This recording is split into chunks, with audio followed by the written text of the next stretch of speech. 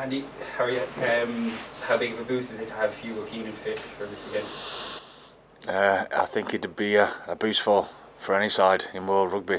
He's a world-class fullback, isn't he? And it's testament to him, and it's no shock to us that he's been able to get himself back to this position to be involved this weekend, as he's been unbelievably diligent over the last few weeks to make that happen.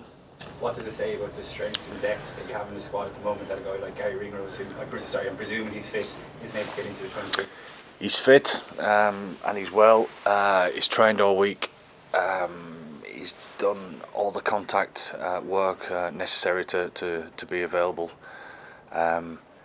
It's just circumstances. Gary knows exactly. I had the chat with him yesterday, and he was smiling actually, in the fact that it's just circumstances. He knows what I think about him as a rugby player.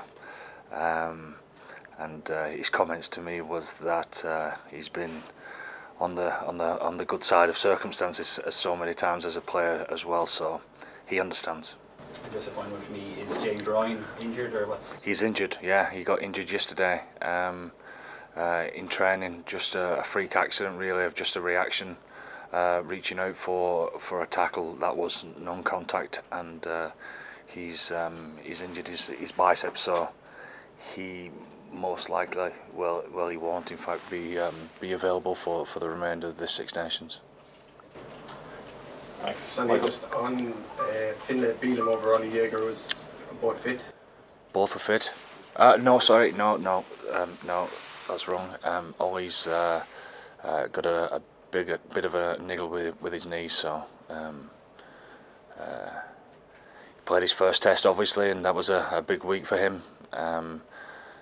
Finlay's unbelievably experienced and been doing really well for us in the past, and he's really keen to get out there and show what he's got at Twickenham.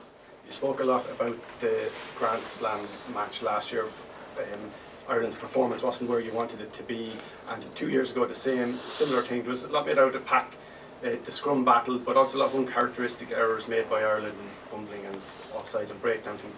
Are you very confident that you won't see those on Saturday?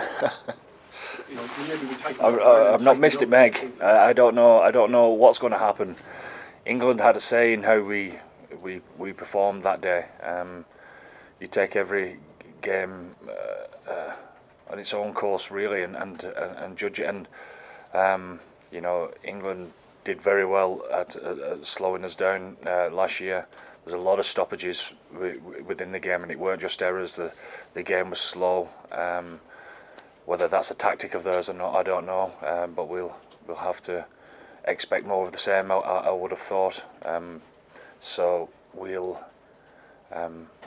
take each minute as it comes. That's the nature of the game. I mean, that was a year ago, and then we go back a couple of weeks, and against Wales we want to do better then as well. So there's always going to be that case.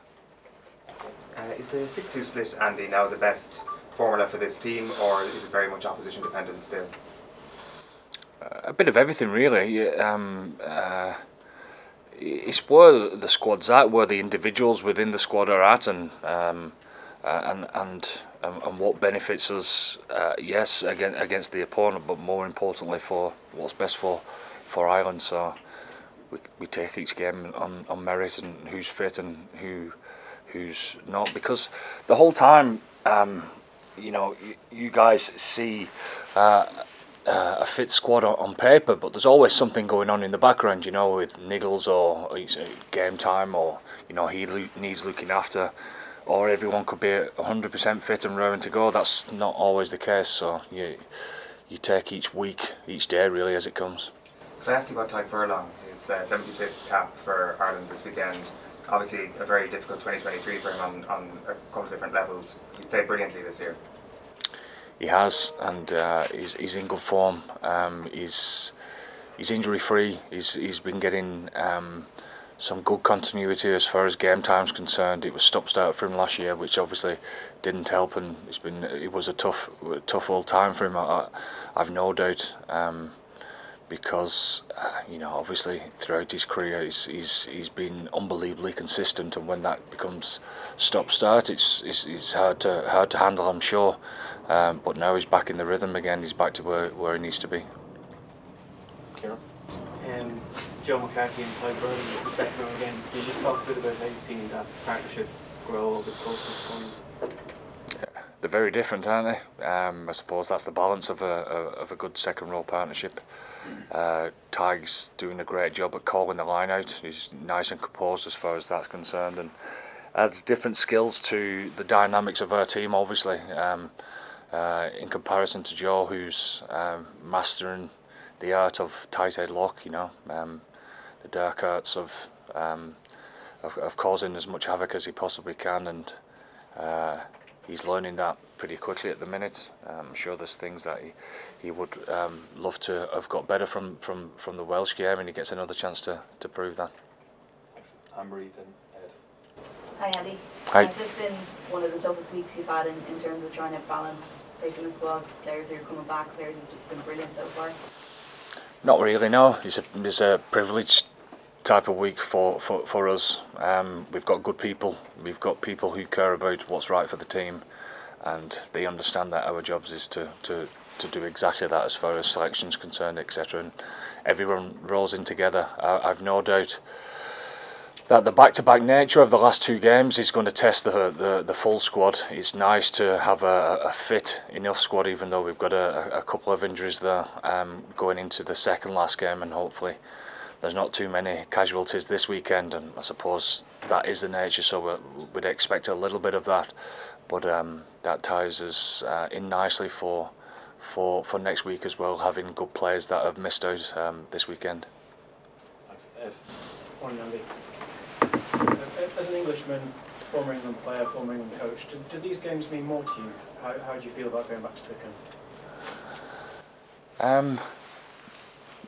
I get asked this every time I go back to Twickenham, and I've been back quite a bit now. So no, it's no different to any other game. We and certainly I tend to concentrate on just the week ahead, and this game is no more important than the first game in Marseille, or no more important than the Italy game at home, or Wales at home. It's another chance for us to go out there and show the best of ourselves, albeit a tough old task going to Twickenham. Everyone knows that it's a tough place to go and get a victory, but that's the challenge that's in front of us every week.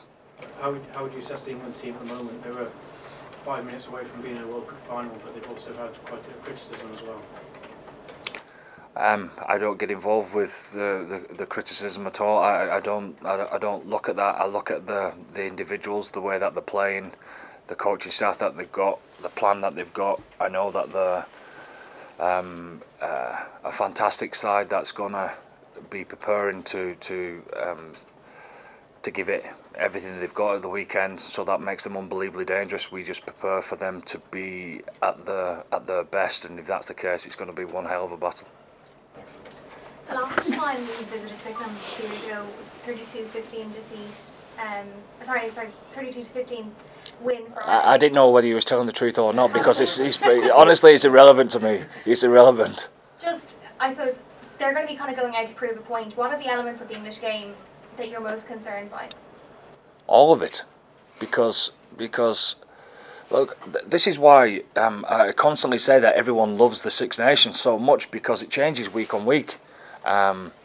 You know, Scotland were unbelievably unlucky for all sorts of reasons of not getting over the line against France. I'm sure that concentrates the mind in the next 2 weeks leading up to the England game. I've no doubt that England would have loved to put the best performance out against Scotland and come away with a victory there, which is unbelievably hard to do.